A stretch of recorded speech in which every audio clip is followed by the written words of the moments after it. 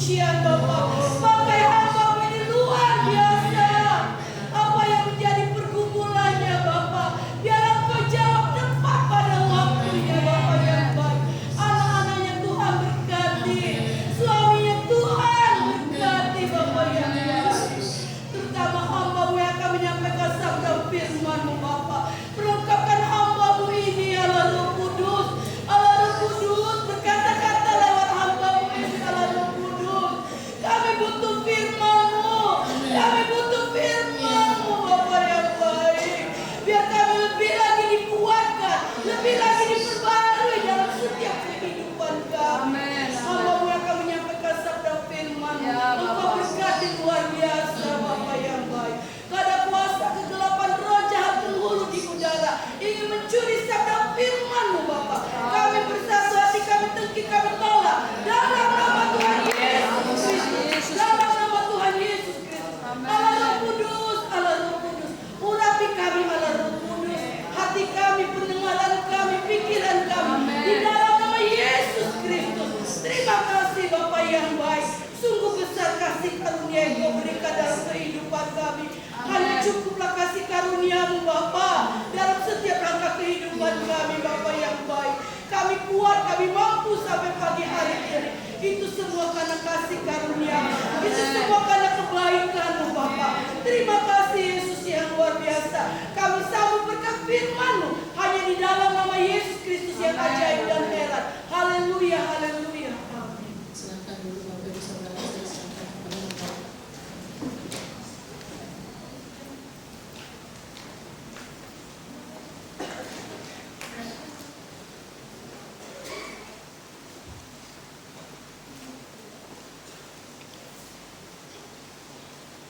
Haleluya. Salam saudara. Shalom. Shalom. Shalom. Selamat pagi bagi kita semua. Kita bersyukur bahwa kalau kita boleh ada pagi hari ini di tahun yang baru, di minggu yang pertama ini saudara, itu semua karena anugerah Tuhan. Amin. Ya, saya ucapkan bagi kita semua selamat tahun baru. Kiranya kasih Tuhan tetap menyertai kita semua. Amin. Yang mungkin jemaat yang mungkin pada tahun baru ini yang baru hadir, ya juga boleh berikan salam kepada kiri kanannya yang minimal 3 orang, katakan selamat tahun baru.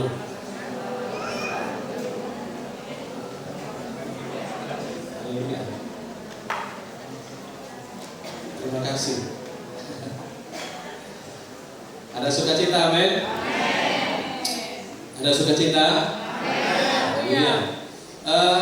Di awal tahun yang baru, di minggu yang pertama nih, kita yakin dan percaya bahwa kuasa Tuhan masih tetap bekerja dalam kehidupan kita.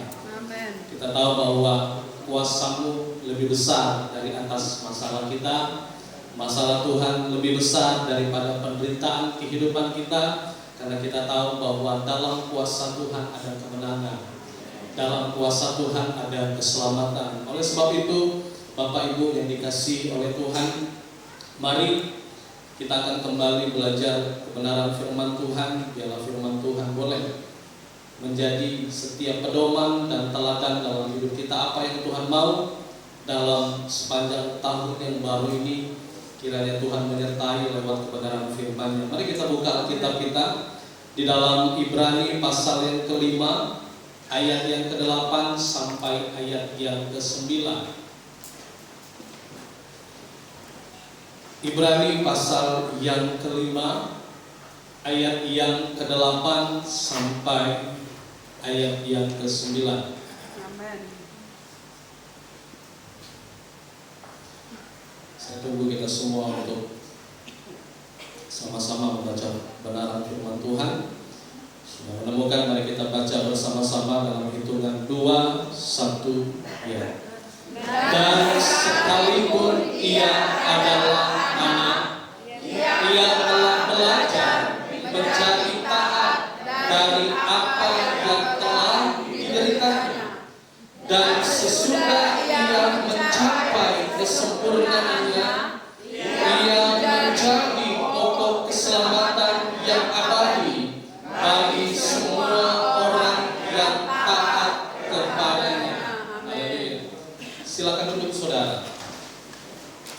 kita tahu bahwa selama kita hidup tidak ada kata berhenti untuk kita terus belajar. Amin. Baik ketika kita belajar dalam melayani Tuhan, baik ketika kita belajar dalam mengasihi Tuhan, baik ketika kita belajar akan karakteristik dan sifat-sifat manusia, baik ketika kita belajar menjadi kepala rumah tangga yang baik dan bertanggung jawab, baik ketika kita belajar sebagai wanita yang kuat dan sabar dalam mendidik dan membesarkan anak-anak, baik kita juga menjadi kepala dalam pekerjaan kita sebagai seorang pemimpin yang baik, dan baik juga ketika kita belajar untuk hidup taat dalam kehendak Tuhan. Amen. Kalau saudara perhatikan pada ayat yang ke-8, firman Tuhan katakan, dan sekalipun ia adalah anak. Anak di sini siapa saudara? Yesus. Yesus. Dan sekalipun Yesus adalah anak, perhatikan baik-baik kalimat ini. Ia telah belajar menjadi Taat. Ia telah belajar menjadi Taat. Yesus telah belajar menjadi Taat. dari apa yang telah didirikan. Amen. Saudara perhatikan baik-baik. Yesus telah belajar menjadi taat dari apa yang telah dideritanya. Amen. Sesuai dengan tema yang akan saya sampaikan pada pagi hari ini, bicara tentang taat dalam penderitaan. Harusnya kalau di awal tahun yang baru itu temanya itu bukan taat dalam penderitaan, saudara ya. Musim yang baik, ya kan? Musim yang bahagia. Tetapi ada pesan Tuhan yang Tuhan mau sampaikan kepada sidang jemaat dalam 1 tahun penuh ini, bahwa kita perlu taat dalam penderitaan. Katakan taat dalam penderitaan. Taat dalam penderitaan. Lebih keras lagi saudara, taat dalam penderitaan. Taat dalam penderitaan. Senggol kiri kanannya, katakan taat dalam penderitaan. Amen. Saudara, untuk kita dapat taat dalam penderitaan itu tidak mudah. Amen. Ya. Kalau kita bicara tentang taat kita kepada Tuhan juga tidak mudah. Amen. Untuk kita belajar taat kepada Tuhan, waktunya tidak singkat. Amen. Ya. Untuk kita taat kepada Tuhan, prosesnya panjang. Ya. Tidak ada satupun di tempat ini, bahkan saya sebagai hamba Tuhan, ketika kita belajar taat kepada Tuhan, 1-2 hari langsung bisa jadi, saudara. 1 minggu, 2 minggu, 1 bulan, 2 bulan, saudara bisa belajar taat sama Tuhan, tidak bisa. Belajar taat kepada Tuhan itu waktunya seumur hidup kita. Selama kita hidup, kita akan terus belajar taat kepada Tuhan. Amen. Dan waktunya tidak singkat. Selama saya dan saudara masih hidup, kita akan terus tetap belajar taat kepada Tuhan. Amen. Saya kasih contoh hal yang sederhana, saudara. Seorang anak, untuk dia belajar taat sama orang tuanya, waktunya tidak singkat. Waktunya apa, saudara? Seumur hidup anak itu, saudara. Selama orang tua masih hidup, seorang anak harus tetap belajar taat sama orang tua.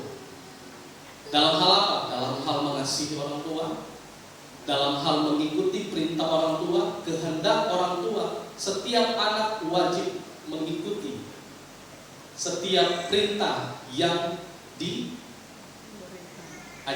kepada orang tua kita masing-masing. Dan ketaatan itu perlu dimiliki oleh seorang anak. Dan saya tahu saudara, belajar taat itu tidak mudah. Apalagi di awal tahun yang baru ini kita belajar taat dalam penderitaan. Kalau kita belajar taat dalam penderitaan, ini jauh lebih berat lagi ketika kita belajar taat dalam Tuhan. Karena kenapa? Karena kita langsung praktek saudara, bukan teori lagi. Waktu penderitaan datang dalam kehidupan kita, di saat itu kita harus belajar taat kepada Tuhan. Amin. Ada banyak saudara orang-orang percaya waktu penderitaan datang dia tidak taat lagi sama Tuhan. Waktu penderitaan datang dia berubah setia kepada Tuhan. Waktu penderitaan datang hubungannya kepada Tuhan semakin jauh. Waktu penderitaan datang dalam kehidupannya justru dia lari dari jalannya Tuhan dan dia pilih jalannya sendiri.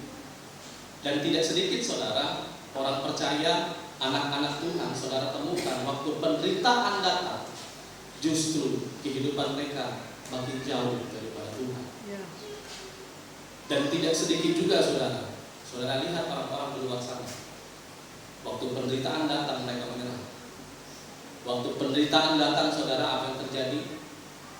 Mereka mengakhiri hidup mereka karena beban yang terlalu berat, karena ada masalah yang begitu berat yang harus mereka pikul, sehingga mereka menyerah dengan keadaan mereka. Dan pada pagi hari ini saudara, Yesus sedang memberikan kepada saya dan saudara teladan.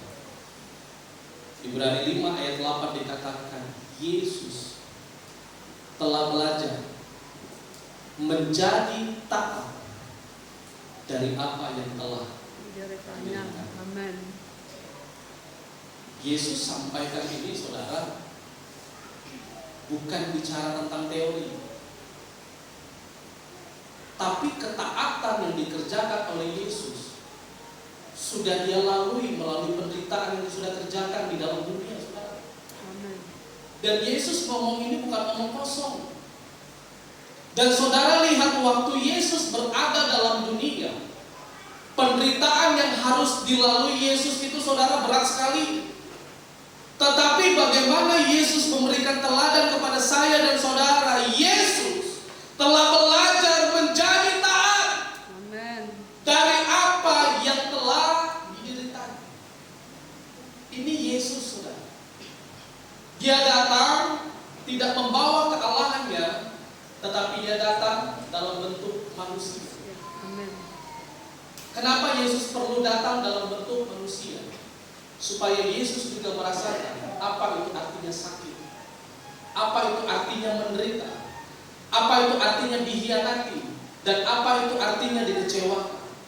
Dan Yesus mengalami penderitaan yang tidak sedikit dalam sepanjang kehidupannya di dalam dunia. Tetapi saudara perhatikan baik-baik, ia telah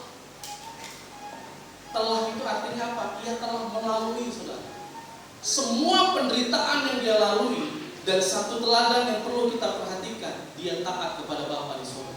Amin. Dan saya tahu saudara, menjelang pergantian tahun, keluarga lepas keluarga pasti kita berdoa sama Tuhan. Doa yang sering kali kita ucapkan, Tuhan, biarlah di tahun 2025 ini segala hal-hal yang baik boleh mengikuti keluarga kami. Baik pribadi kita, anak-anak kita, cucu mantu kita, pekerjaan kita, bahkan kesehatan kita. Tetapi saudara, kalau kita boleh fair dan jujur, dalam sepanjang tahun ini sampai Desember nanti saudara, tidak mungkin saudara akan menerima hal yang baik saja. Ya. Hal buruk juga akan mengikuti perjalanan saudara. Boleh kita jujur saudara? Doa yang saudara naikkan kepada Tuhan tidak salah, tetapi saudara juga harus terbuka, harus fair, harus jujur, bahwa hal yang buruk juga akan mengikuti perjalanan kehidupan saya dan saudara. Amin. Dan ketika hal buruk itu mengikuti perjalanan kita saudara, nah ini ujiannya saudara. Apakah saudara mau taat kepada Tuhan? Apakah saudara tetap mau hidup melekat kepada Tuhan waktu hal buruk itu datang dalam hidup saudara, atau saudara makin jauh kepada Tuhan? Saudara perhatikan baik-baik. Kenapa kita perlu taat kepada Tuhan? Poin yang pertama saudara, kenapa kita perlu taat kepada Tuhan? Yang pertama adalah ketaatan adalah bukti kita mengasihi Tuhan. Amin. Amin. Sama-sama katakan, ketaatan adalah bukti kita Adalah bukti kita mengasihi Tuhan. mengasihi Tuhan. Amin. Waktu saudara taat kepada Tuhan, itu adalah bukti bahwa saya dan saudara mengasihi Tuhan. Saudara buka dalam Injil Yohanes pasal 14 ayat yang ke-15. Injil Yohanes pasal 14 ayat 15, firman Tuhan dikatakan, jikalau kamu mengasihi aku, kamu akan menuruti segala perintahku. Amin. Amin. Amin. Amin. Jikalau kamu mengasihi aku, kamu akan menuruti segala perintah. Amin. Kenapa kita perlu taat kepada Tuhan? Ketaatan adalah bukti bahwa kita mengasihi Tuhan. Saudara perhatikan baik-baik. Lewat ketaatanmu, seisi keluargamu diselamatkan. Amin. Satu pribadi, saudara. Ya. Lewat ketaatanmu, seluruh isi keluargamu diselamatkan. Selamatkan. Saudara, waktu Tuhan memerintahkan kepada Nuh, karena Tuhan tahu bahwa Nuh ini adalah orang yang saleh, orang yang bergaul karib sama Tuhan, dia adalah seorang anak yang sangat taat kepada bapaknya. Akhirnya Tuhan kasih tugas kepada Nuh, aku perintahkan kepadamu, kamu tolong buat bahtera, tingginya sekian hasta, lebarnya sekian hasta, panjangnya sekian hasta. Dan saudara tahu, saudara, ketaatan yang dikerjakan Nuh ini, saudara, bukan sembarangan. Bukan 1-2 hari dia bangun bahtera jadi, saudara. Tapi menurut penafsiran, saudara, sekitar 80 sampai 100 tahun Nuh taat untuk mengerjakan perintah Tuhan membangun bahtera itu. Saudara, belajar taat kepada Tuhan bangun bahtera bukan hal yang mudah, saudara. Amin. Belum tentu di antara kita yang sanggup menjalankan perintah ini apa yang dilakukan oleh Tuhan. Dan ada juga beberapa penafsiran menerjemahkan seperti ini, saudara. Kurang lebih selama 20 tahun Nuh itu bekerja secara sendiri. Dan sisanya 80 tahun Nuh itu kerja itu dibantu sama anak-anak. Karena kenapa? Ya kita pukul rata aja, saudara. Waktu itu kan anaknya masih kecil ya. Jadi tidak dapat membantu hal yang lebih untuk ayahnya. Tetapi waktu 20 tahun Nuh itu bekerja secara sendiri, dan 80 tahun Nuh itu bekerja untuk menyelesaikan bahtera itu bukan hal yang mudah, saudara. Saudara kira waktu Nuh bangun bahtera, Nuh nak diejek oleh orang-orang di sekitar dia? Waktu Nuh bangun bahtera, emang saudara pikir orang-orang di sekitar dia tidak mengatakan bahwa Nuh ini orang gila? Saudara perhatikan baik-baik, waktu Nuh belajar taat kepada Tuhan, ada banyak orang di sekitarnya yang tidak menyukai apa yang diperbuat oleh Nuh. Amin. Bagaimana Nuh ketika dia belajar taat untuk membangun bahtera itu, ada banyak orang di sekitarnya bilang, Nuh, apakah engkau sudah gila? Apakah Tuhan akan menurunkan air bah ini sehingga engkau membuat bahtera ini? Nuh, apakah keluargamu sudah gila? Saudara, ini baru satu pribadi Nuh. Belum anak-anak yang diejek oleh tetangga-tetangganya. Nuh, bapak kamu gila. Bapak kamu tuh sudah gila. Nuh. Kau ini anak stres. Kau ini anak gila, keluarga gila. Ngapain bapakmu bangun bahtera? Saudara bisa perhatikan. Ketaatan yang dikerjakan oleh Nuh itu juga berefek dengan keluarga-keluarganya juga, saudara. Bagaimana orang melihat keluarga Nuh ini keluarga yang agak lain? Masa di kotanya sendiri, di tempat negeri yang dia tinggali, dia bangun bahtera itu buat apa, saudara? Tidak ada hujan, ya, apalagi zaman dulu, saudara, tidak ada BMKG yang kasih tahu bahwa nanti 80-100 tahun lagi akan ada air bah. Tapi saudara lihat ketaatan yang dikerjakan oleh Nuh itu bukan main, saudara. Amin. 100 tahun. Dan pada akhirnya apa yang terjadi, saudara? Perhatikan, ketaatan itu adalah bukti bahwa kita mengasihi Tuhan. Amin. Waktu Nuh mentaati apa yang diperintahkan oleh Tuhan, seisi keluarganya diselamatkan. Amin. Walaupun harus melalui penderitaan. Amin. Saya dan saudara tidak disuruh Tuhan bangun bahtera, tapi Tuhan suruh kita bangun mesbah doa di tempat keluarga kita Amin. masing-masing. Amin. Amin. Karena saya tahu saudara tidak ada satupun di tempat ini yang sanggup bangun bahtera, tapi Tuhan tuntut kita bangun bahtera dalam rumah tangga kita masing-masing. Amin. Yaitu doa itu, saudara. Hanya doa kita kepada Tuhan, saudara, yang dapat membuktikan apakah kita taat kepada Tuhan atau tidak, apakah kita mengasihi Tuhan atau tidak. Dan oleh sebab itu, saudara, mari kita terus belajar taat kepada Tuhan. Dan yang kedua, saudara, ketaatan itu membuat kita lebih dekat dengan Tuhan. Yes. Sama-sama katakan, ketaatan membuat kita Ketaatan membuat kita semakin dekat dengan Tuhan. semakin dekat dengan Tuhan. Amin. Selain ketaatan itu bukti kita mengasihi Tuhan, ketaatan itu juga, saudara, membuat kita semakin dekat dengan Tuhan. Amin. waktu saudara hidup taat sama Tuhan. Saya pastikan hubunganmu dengan Tuhan makin dekat. Amin. Tapi waktu engkau tidak hidup taat sama Tuhan, hubunganmu sama Tuhan pasti renggang, pasti jauh. Coba senggol kiri kanannya, coba lihat kiri kanannya. Rajin doa ada.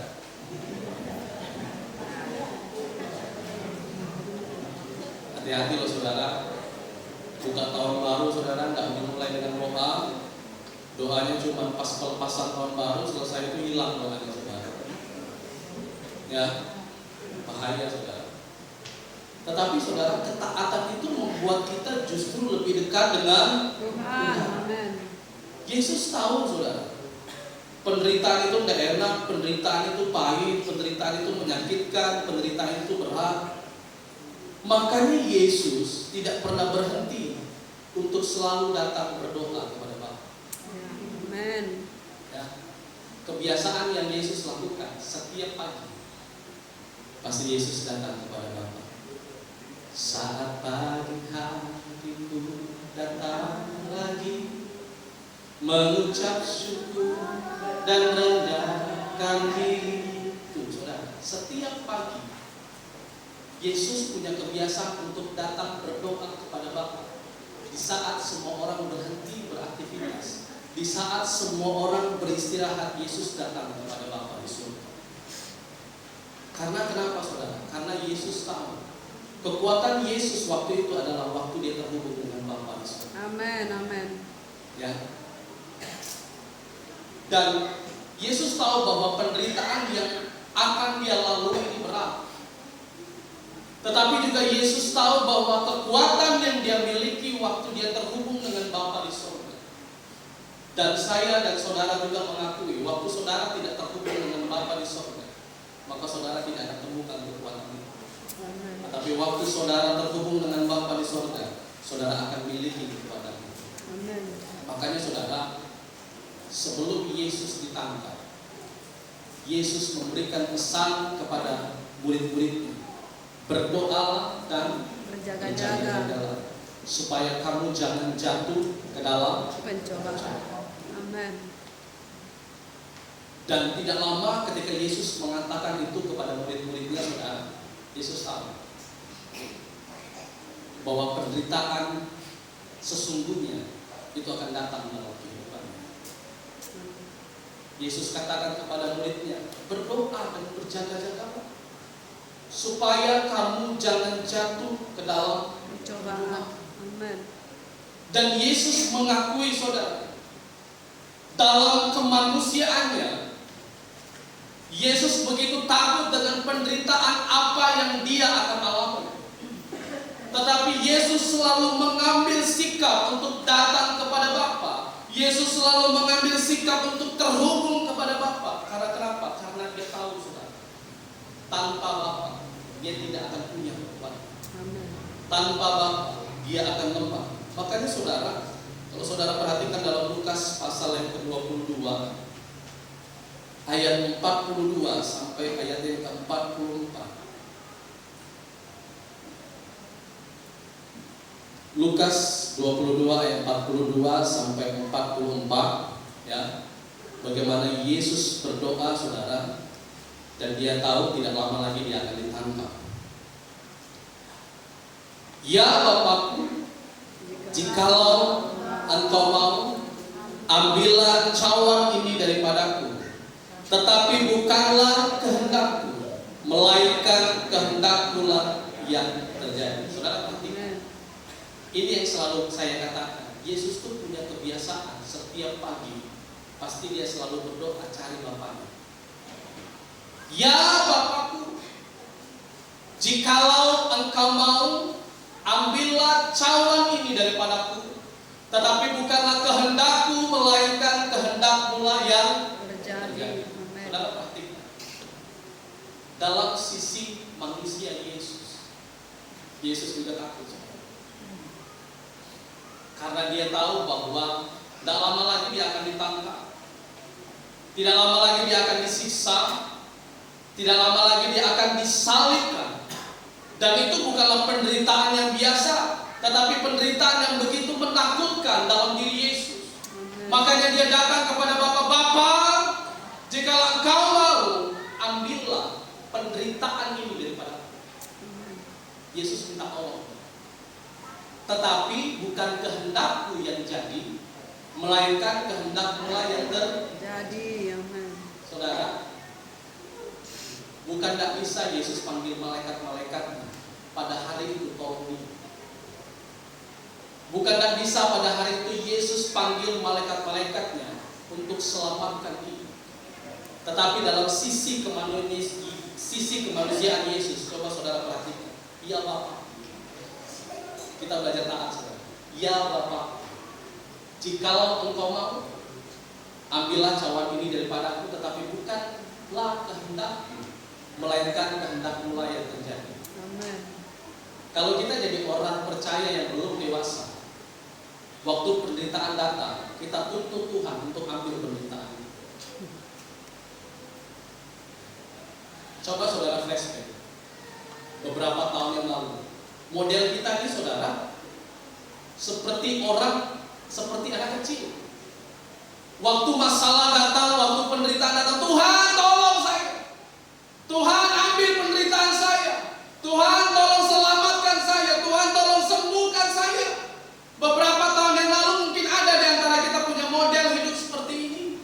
Tetapi waktu saudara belajar akan firman Tuhan, ketika saudara makin dewasa kepada Tuhan, saudara mengerti waktu penderitaan datang dalam hidup kita, kita hanya berdoa kepada Tuhan, saya bersyukur Tuhan.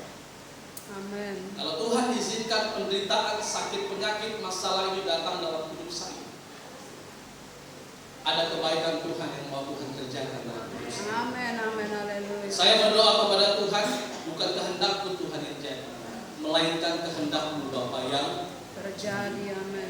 Dan di ayat selanjutnya dikatakan, maka seorang malaikat dari langit menampakkan dirinya kepadanya untuk memberi kekuatan kepadanya.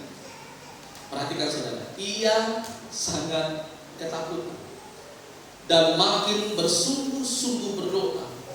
Peluhnya menjadi seperti titik-titik darah yang bertetesan ke Tanah.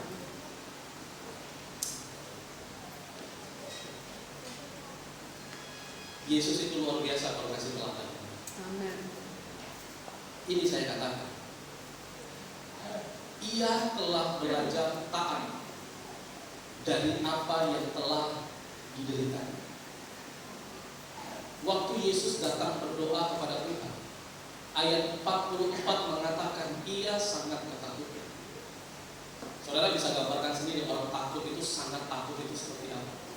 Ia sangat ketakutan dan makin bersungguh-sungguh berdoa. Luar biasa.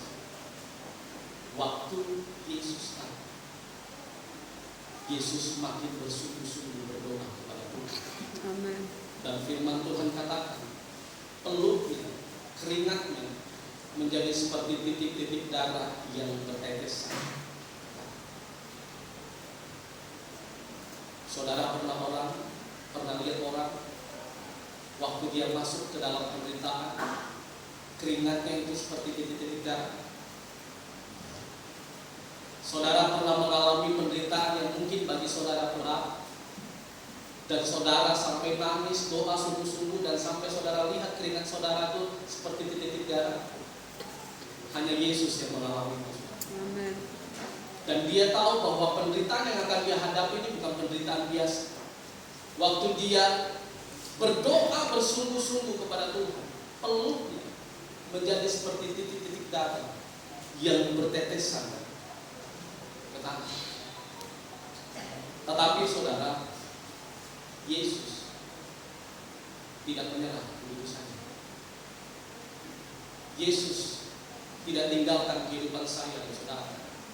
Tetapi apa yang dikerjakan oleh Yesus? Dia tetap taat. Amen. Di tengah penderitaan yang dia alami. Karena kenapa saudara? Sekali lagi saya katakan, ketaatan itu membuat kita lebih dekat dengan Tuhan. Amen.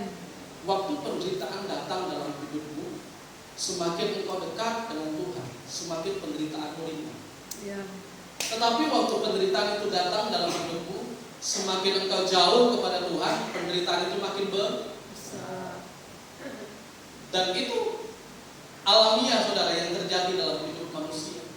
Dan selalu saya katakan kepada jemaat Tuhan, anak-anak muda, berulang-ulang kali, ada satu ruang kosong yang memang sengaja Tuhan ciptakan dalam diri manusia. Satu ruang kosong itu yang hanya dapat mengisinya hanya Tuhan saja, tidak bisa berulang. Amen. Makanya saudara, mau saudara pergi kemanapun, lari dari penderitaan saudara, mau saudara pindah kota pun sekalipun, tetap penderitaan itu akan tetap tinggal dalam hidup. Tetapi kalau engkau cari Yesus, engkau akan temukan damai itu.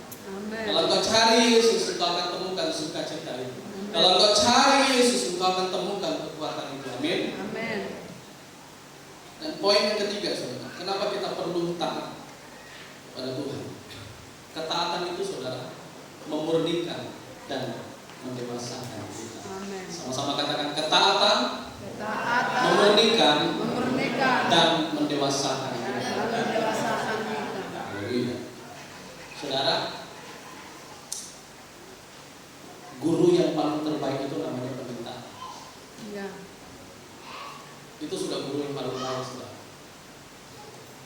Dan itu pengalaman yang mahal, yang berharga, yang saudara tidak akan temukan pelajaran di sekolah atau di kampus di kuliah saudara.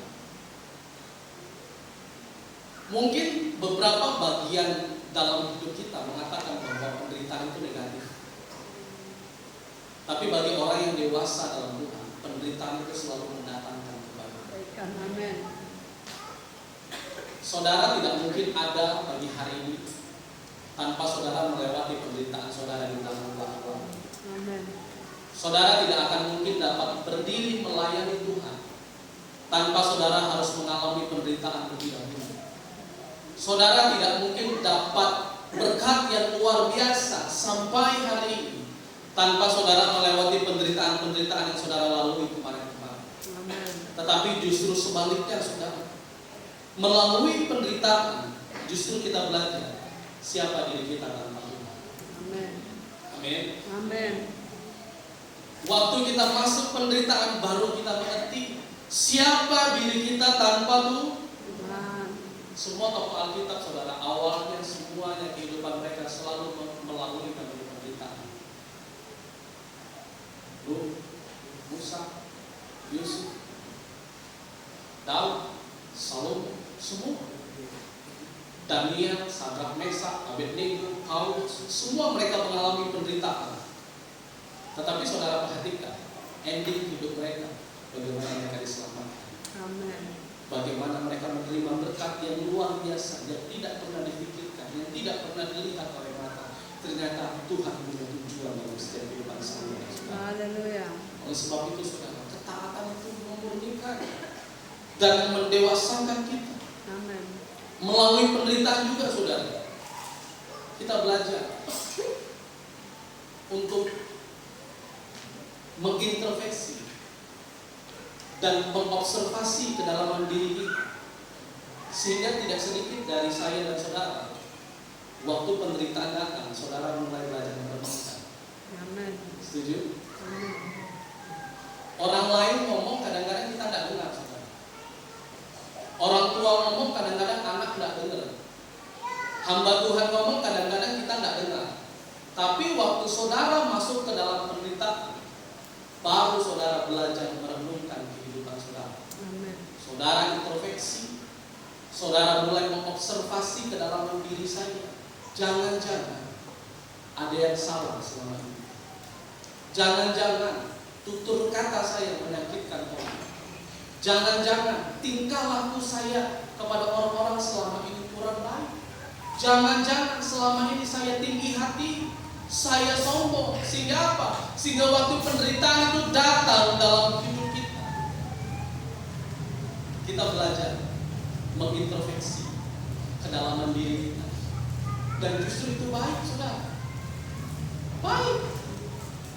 Waktu saudara belajar mengobservasi, mengintrospeksi diri saudara, saudara belajar taat. Sehingga hati dan pikiran saudara jadi murni dan saudara jadi orang dewasa. Amin.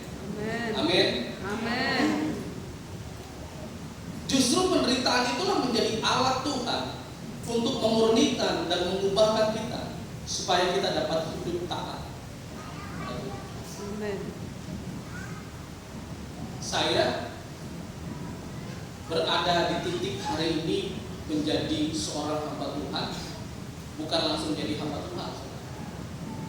Saya lalui semua proses penderitaan itu, dan bahkan ketika saya jadi hamba Tuhan sekalipun, penderitaannya tetap berjalan. Tetap berjalan. Dan memang saudara, penderitaan itu memang harus hadir dalam hidup manusia, supaya manusia tetap ingat Tuhan. Ya, kalau tidak ada penderitaan, bagaimana manusia bisa ingat Tuhan? Saudara kira waktu saudara dapat pekerjaan yang baik, posisi saudara jadi manajer atau supervisor atau jadi direktur sekalipun, saudara kira hidup saudara baik-baik saja? Nah, tunggu waktunya setahun 2 tahun. Mungkin aman, waktu 3 tahun akan ada penderitaan yang datang juga dalam hidup saudara. Jadi saudara, dalam hidup ini memang Tuhan izinkan penderitaan datang, Tuhan izinkan goncangan datang supaya hidup saudara berubah. Amin. Kalau saudara tidak mengalami penderitaan, kalau saudara tidak mengalami goncangan, saudara tidak akan pernah berubah. Ya. Saudara tidak akan pernah kenal siapa itu Yesus dalam diri Amin. saudara. Amin. Makanya hidup saudara perlu digoncang dulu. Amin. Digoncang dulu hidup saudara. Digoncang. Kalau tidak digoncang tidak berubah, saudara. Ya. Ya, tidak. Yes. Dan oleh sebab itu saudara, goncangan itu memang baik.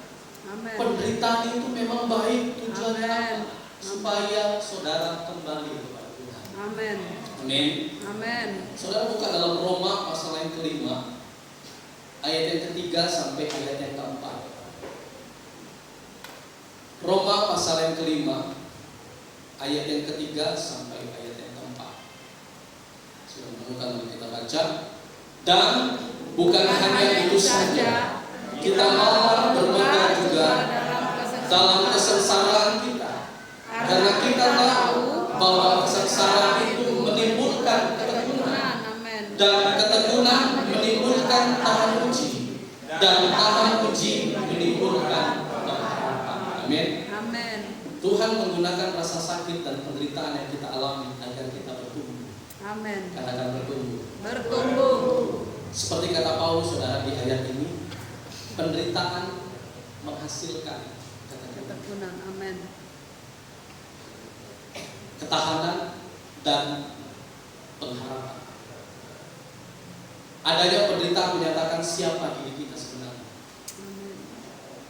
menyikapkan kelemahan kita sehingga kita makin berharap pada Tuhan dan bergantung kepadanya. Amin. Ya, saudara. Penderitaan itu datang, Tuhan itu pengen tunjukkan identitas dalam hidup kita. Siapa? Ya. Amin. Amin. Kita ini lemah sekali, saudara. Mungkin waktu saudara datang ke gereja, hidup saudara baik-baik. Waktu saudara pulang ke gereja, kita tidak tahu saudara. Penderitaan itu selalu datang tiba-tiba. Tidak bisa diduga, tidak bisa direncanakan. Tetapi waktu penderitaan itu datang dalam hidup kita, justru di saat itu saudara belajar taat. Amin. Sekali lagi saya katakan, bukan Yesus tidak bisa menolong diri dia sendiri, tetapi sebagai manusia, Yesus mau belajar bahwa apa yang diderita oleh manusia, Yesus harus alami dulu dalam kehidupan. Amin. Makanya Yesus bisa kasih teladan ini saudara, karena Yesus telah menyelesaikan semua tugasnya di dalam dunia ini. Amin. Kalau saudara perhatikan kembali lagi dalam Ibrani 5 ayat 8, semua saudara lihat kembali.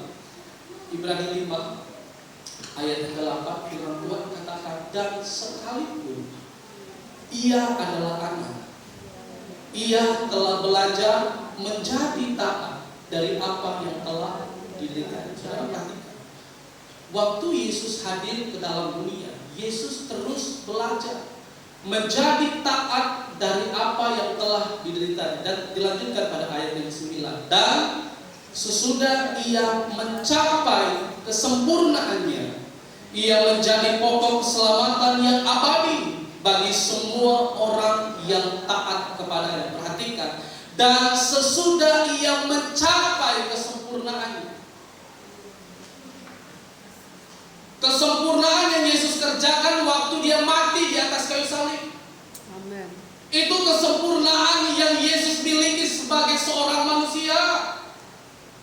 Dan kita tidak dapat gantikan apa yang Yesus kerjakan selama ini dalam kehidupan kita. Kenapa Yesus tidak memanggil malaikat-malaikatnya untuk membantu dia? Karena Yesus tahu waktu dia hadir ke dalam dunia, dia punya tujuan untuk menyelamatkan manusia.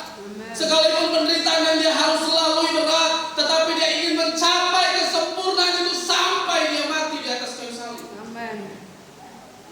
Dan firman Tuhan katakan, dan sesudah ia mencapai kesempurnaan, firman Tuhan katakan, ia menjadi pokok keselamatan yang abadi.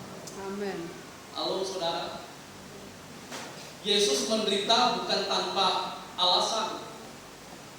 Yesus menderita punya visi misi yang dia kerjakan dalam hidupnya. Dia mau mencapai kesempurnaannya, mati di atas kayu salib. Supaya apa? Supaya ia menjadi pokok, center, saudara. Keselamatan yang abadi bagi apa? Semua manusia.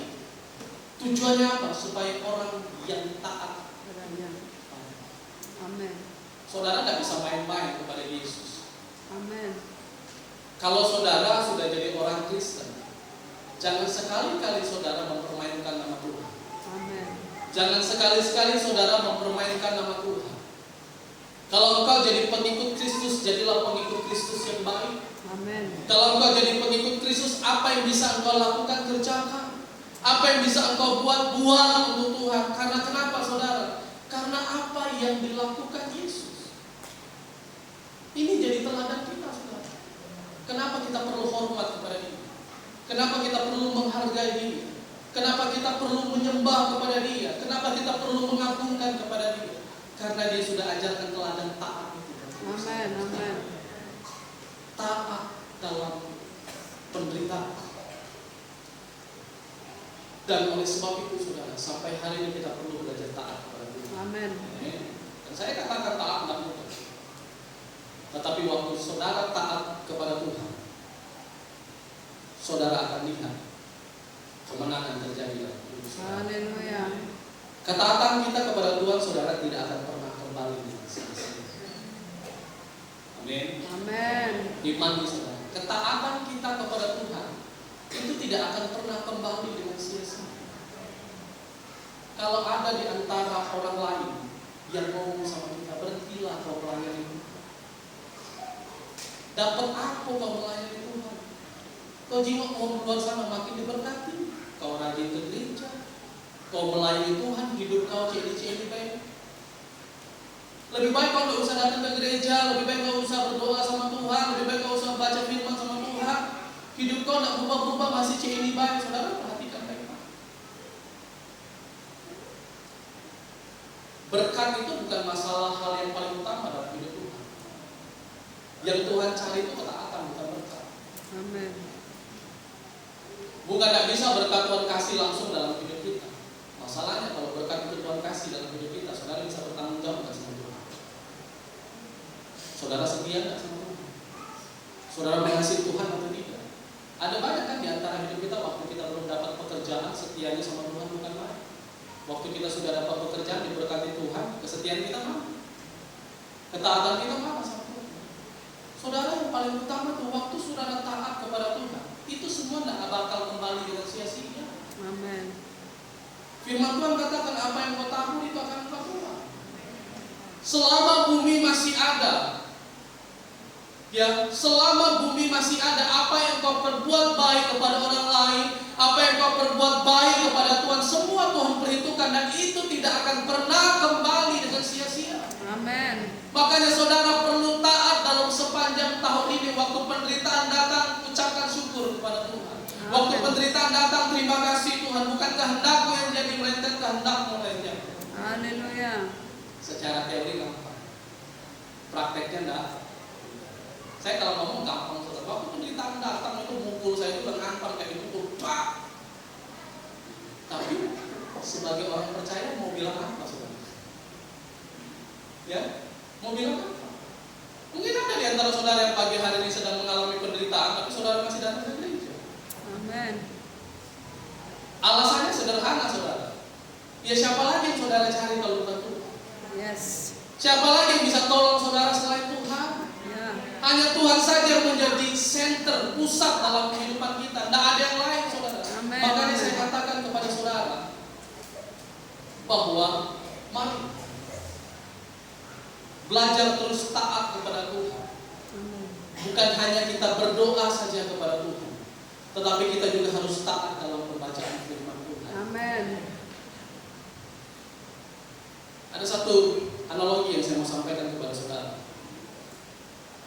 Mungkin sebagian kita berkata, baca firman Tuhan itu bukan hal yang penting. Lebih baik saudara berdoa saja daripada baca firman.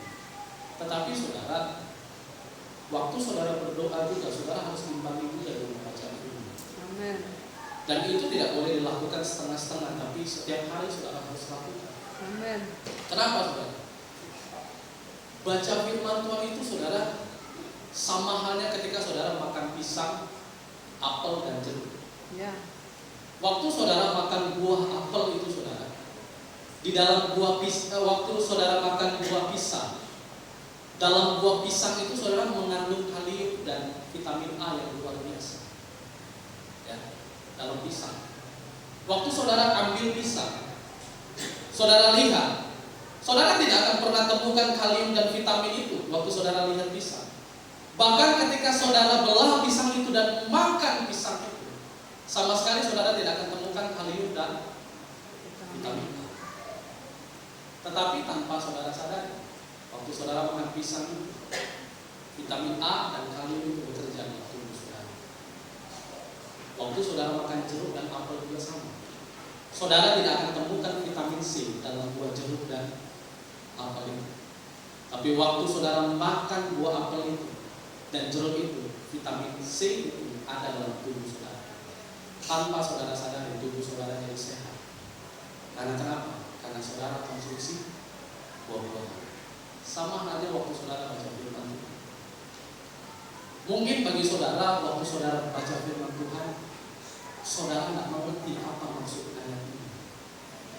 Tetapi waktu saudara sering baca firman Tuhan hari ke hari, tanpa saudara sadari, dalam firman Tuhan itu ada DNA-nya. Amin.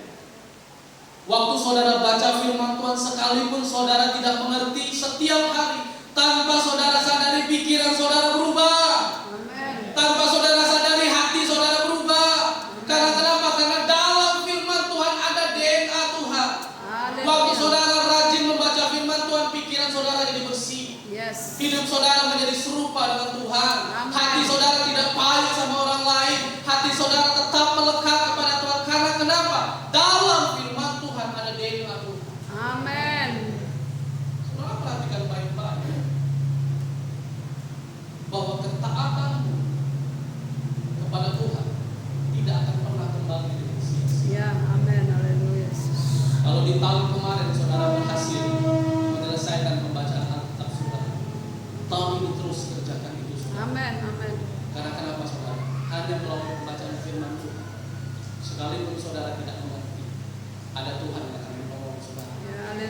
menjernihkan pikiran saudara, yang membuat hati saudara semakin melekat kepada Tuhan.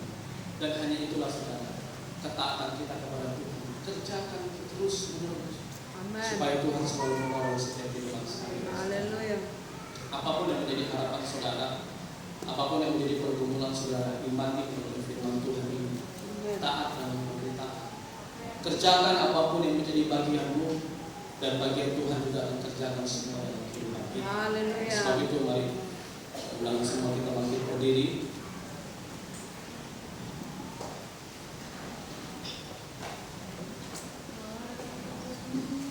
Mengucap syukur kepada Tuhan yang sepanjang tahun ini yang sudah kita lewati. Kalau kita boleh ada di tahun yang baru, di minggu yang pertama,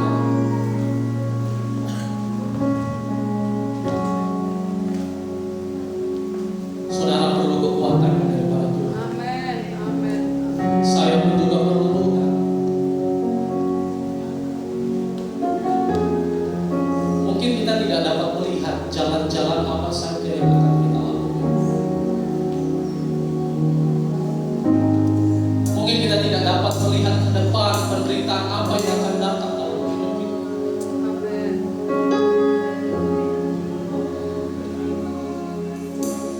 Tetapi saudara perlu percaya bahwa Tuhan tidak pernah berubah dalam hidup saudara. Sekalipun ada banyak yang berubah yang terjadi dalam hidup kita, tetapi engkau punya Tuhan yang tidak pernah berubah dalam hidup.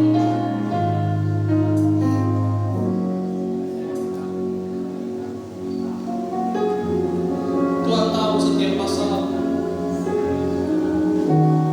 Tuhan tahu apa yang kau hadapi.